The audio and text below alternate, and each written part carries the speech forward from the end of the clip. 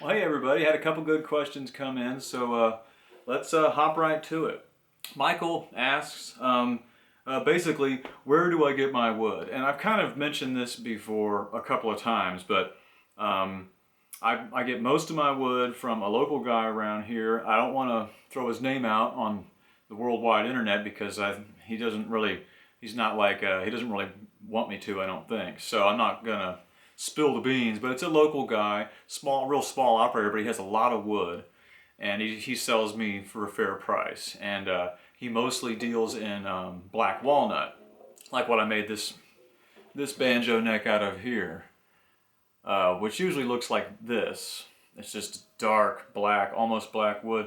This was an unusual piece because the fingerboard, for some reason, wouldn't take my stain, my black walnut stain that we use on this stuff that Robin makes. And it stayed blonde for some reason on the fingerboard. Really strange, but I thought this instrument turned out really neat. I've showed you guys this before in some earlier videos, but I wanted to show it one last time. I'm about to mail it out to the customer. And anyhow, but this is black walnut, and I got this piece from that guy, and he deals mostly in walnut. He likes to make big, like real heavy duty, like artsy furniture and heavy slab tabletops and stuff, mostly out of local North Georgia black walnut. Um, and then these poplar boards I get from him too, and oak boards and stuff. Oak and poplar are pretty much everywhere. You can get that stuff at Home Depot. You can get it at maybe a lot of the local Ace hardware stores that might be around. So these boards are pretty easy to come by. I get them from wherever. I've used them from any place where you can get them. This is a nice piece of poplar, for example, that I used for this. The wood on my smaller pieces, let's see, well this tailpiece is black walnut, as is the bridge, but you know what? This might have come out of my barn. I live here in Georgia, and when I bought this place, it came with an old beat up barn, and the barn had actually some black walnut boards, just some thin, like 4-inch wide by like maybe 5/8 inch thick boards. And so I've been using those for tailpieces and bridges and stuff. And I mean, the barn is mostly made of oak. So I have a lot of like red oak in the barn, which I don't really use too much on the banjos, but they're boards that I could use for these, but they're super thick. So I'm not going to go to the trouble to, I guess, rip those boards down to thinner thickness. So I just buy these boards new for the most part from hardware stores, lumber stores.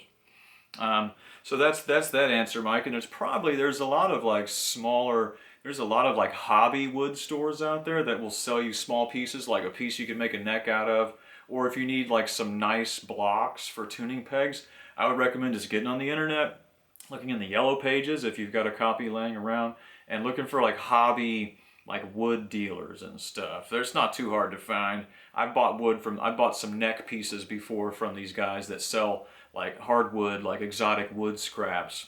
But they're about an hour away, so I don't go there very often, down the road from me. So those are fairly common. That you can get that. You can also order some nice hardwoods online, like even on Etsy and eBay. You can find neck pieces good enough for a neck made out of just about whatever you want to use, if you're willing to pay to have it shipped.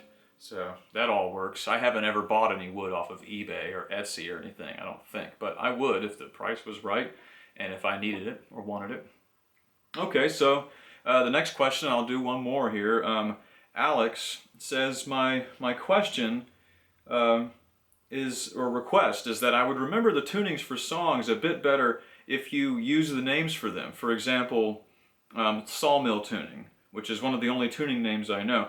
So if you know the names of tunings you are using, could you please share? It might help us remember them. Well, that's a great idea, Alex, and I'm sorry that I haven't been doing that already. I thought maybe it might be a bit hokey if I started using stuff like, oh, sawmill tuning or whatever. But I can use stuff like that.